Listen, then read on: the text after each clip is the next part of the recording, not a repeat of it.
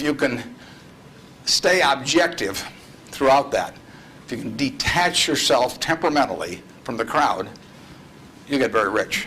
And you won't have to be very bright. I mean, I'm sure you are, but it doesn't take brains. It takes temperament. Investors behave in very human ways, which is they get very excited during bull markets, and they look in the rearview mirror and they say, I made money last year. I'm going to make more money this year, so this time I'll borrow. Or the neighbor says, I wasn't in last year when that neighbor who was dumber than I made a lot of money, so I'm going to go in this year. So they're always looking in the rearview mirror. And when they look in the rearview mirror and they see a lot of money having been made in the last few years, they plow in and they just push and push and push on prices.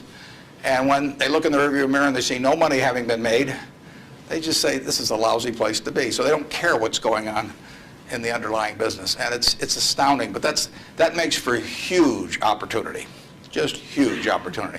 I mean, I've lived through roughly half, in an investing sense, about half that period. And I've had that long period of stagnation from 65 to 82, 17 years. I wrote an article for Forbes in 1979. I just said, how can this be? Pension funds in 1970 put 100 and some % of their new money in stock because they were wild about stocks. Then they got a lot cheaper, and they put a record low in, 9% of their net new money in 1978 when stocks were way cheaper. People behave very peculiarly in terms of the reactions because they're human beings, and they get excited when others get excited, they get greedy when others get greedy, they get fearful when others get fearful, and they'll continue to do so. And you will see things you won't believe in your lifetime and securities markets. And the country will do very well over time, but you will see these huge waves. And if you can stay objective throughout that, if you can detach yourself temperamentally from the crowd, you get very rich.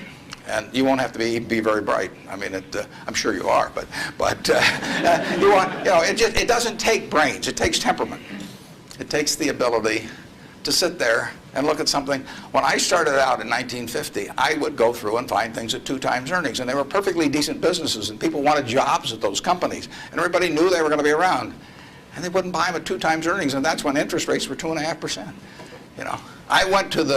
I started selling securities when I was 21, and a Kansas City life insurance company happened to be a fairly prominent company in Omaha, and the policies they sold you, if you were buying life insurance from them, had a built-in assumption of 2% interest.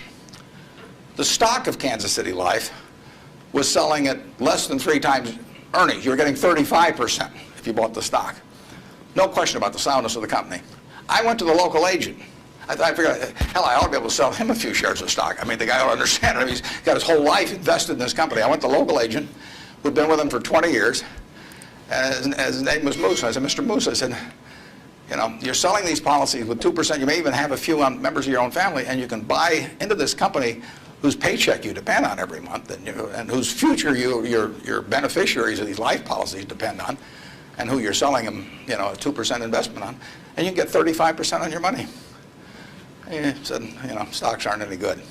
And I couldn't sell you, I was a lousy salesman. I mean, well, you have to start with that. But it just blew me away. It blew me away. I thought, sometimes I used to wonder if I was nuts, But those things, the same thing happened. I mean, in 1964, the Dow closed at 864. At the end of 1981, 17 years later, it closed at 865. It moved 1 point in 17 years. Now, that's not a big move. And that, you can't believe how discouraged people were during that period. But, people were living better. So things can go on a long time that don't make sense. But they do come to an end. I mean, the internet thing, you had these companies selling for many billions of dollars that had practically no prospects of making any money. That's a bubble. But Herb Stein one time said, anything that can't go on forever will end. Now that seems pretty, but think about that. And particularly think about it next time you're inclined to do something just because the stock's gone up a whole lot, and your neighbor's made money or something. You've got to be, you just have to sit and think objectively and think about, would I buy this whole business? If it's an internet company, it's got 100 million shares out and selling at 100, that's $10 billion. Is it worth $10 billion? If it's worth $10 billion, it's got to be able to give you, 700 or 800 million next year.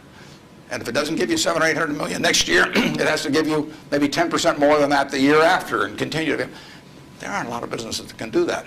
And people just go crazy.